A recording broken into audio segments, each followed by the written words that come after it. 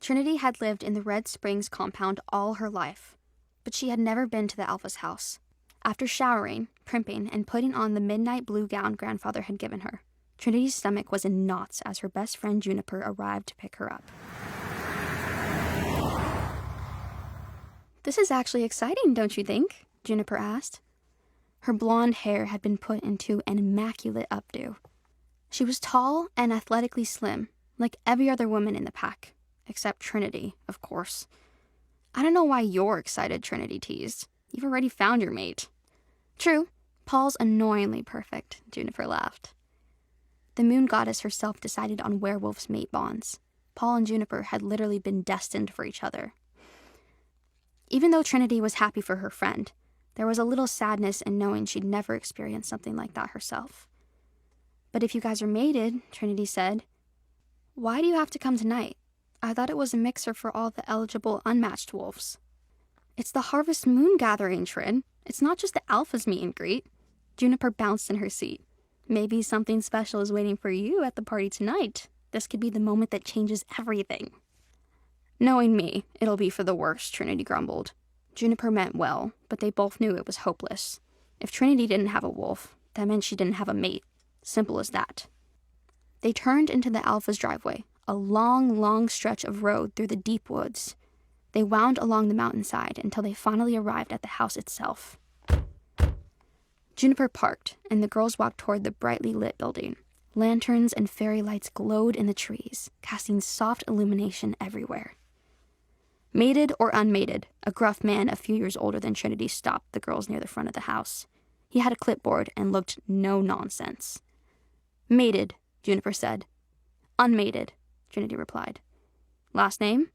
"Witten." Trinity noticed his jolt of surprise at her name, but he checked something off on a list. "Miss Witten, you're in group number 3. Your meeting with the Alpha will come later. In the meantime, you're encouraged to mingle with the other unmated partygoers. Should any wolves find their mate tonight, the Alpha will consider this gathering a success," the man said. "Well, anything to make the Alpha happy," Trinity said with a shrug and a smile. She and Juniper walked up the steps to the house, which was a beautiful mansion constructed of smooth gray stone. There was even a castle turret high above. "Whoever gets to live here will be a lucky little princess," Trinity thought to herself. Then they went through the house to the backyard, where a dance floor had been set up. A buffet had been set up on one side of the garden, and it smelled incredible. "Do they have fried chicken and ribeye steak here?" Trinity's mouth watered. "I think I just found my mate. That buffet table and I are going to be so happy together." "Ha ha," Juniper tugged her arm.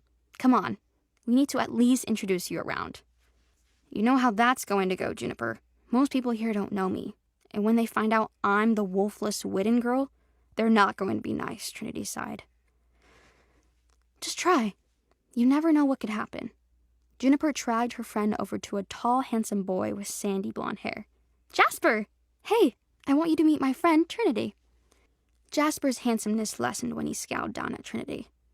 "Where'd you find a wolf this short?" he sounded disbelieving. At 5'5", Trinity was almost a full foot shorter than most males in the pack. "I'm Trinity Witten. Nice to meet you," she said. "Witten? Oh." Jasper downed his beer in a single gulp and tossed the cup away. "So you're that girl." "What, that fun, pretty, nice-smelling, shorter-than-average girl? Is that what you mean?" Trinity questioned. But Jasper had decided to completely ignore Trinity. He walked off like she didn't even exist. "Screw him," Juniper looked furious. "I ought to go rip his arm off. Don't give him any more attention. He doesn't deserve it." Trinity had expected that kind of treatment, but it didn't make her feel any better. "Maybe I should just go sit by the food and wait for my turn with the Alpha. Then we can go." "No." Juniper was being stubborn about this as she grabbed Trinity's hand. "We're going to find you someone." But the next two boys they met both did the same thing Jasper had. They heard Trinity's last name, looked her up and down with a sneer, and walked away. "I don't get what's going on." Juniper seemed close to tears. They've never been like this before. "They don't want to hang out with the homeschooled weirdo who's going to get a job in the human world after graduation," Trinity grumbled. "Can't say I blame them." Actually, she did blame them, but she didn't want Juniper to feel bad. "You're one of the special ones, Juniper. You and Paul never cared who I was. But most of the wolves aren't going to feel that way, she continued. Let's hang out with some of the girls. Juniper steered Trinity toward a small group talking under a tree. Hi, June, one of the wolf girls said, smiling brightly when Juniper arrived. There was a moment of confusion as everyone stared at Trinity. Oh, wow, I don't think I've seen you around here before. This is my first gathering. Trinity didn't volunteer her name this time. She got the feeling it wouldn't go over well. Oh my God, one of the other girls gasped as she stared at Trinity. You guys, smell her. Go on, it's crazy. This is a little too intimate considering we just met. But Trinity's joke didn't land. All the female wolves sniffed the air and looked horrified. She doesn't have a wolf. How can you not have a wolf? You have to be over 18, aren't you? Almost 19, actually. Trinity wanted to just walk away. The gossip was already starting, and it was happening right in front of her. No need to be a spectator at her own humiliation. Wait, I heard about this, one of the girls hissed. There's that freak whose mom slept with a human and had some, little half-wolf bastard. Trinity saw crimson. She growled even though she didn't have a wolf to command. I'm that freak, yeah, she snapped. But I'd rather be a freak than a bitch in every sense of the word. The girls turned hostile at once while Juniper looked sad. Why don't you go back to the human world, freak? See if they'll take you. You're not wanted here, the tallest, prettiest girl in the group said. That's right, Donna. Tell that little skank, another girl giggled. How can you guys be like this, Juniper cried. She stood in front of Trinity, a challenge to the others. You're completely awful. Trinity loved Juniper for standing up for her, but she didn't want to do this anymore. Quickly, she turned and hurried out of the garden, ducking beneath the hanging lanterns as she made her way off the premises and deeper into the woods. Trinity wiped tears from her eyes. She didn't know where she was going, and she didn't care. At least I won't have to embarrass myself in front of the alpha tonight. It had only been an hour, but Reese already wanted to kill himself. He sipped a glass of champagne while he chatted with some airhead female wolf who kept giggling and touching his arm. I think your house is so beautiful, Alpha. It'd be the perfect house to raise a family, don't you think? The girl fluttered her lashes. Reese wanted to throw everyone out.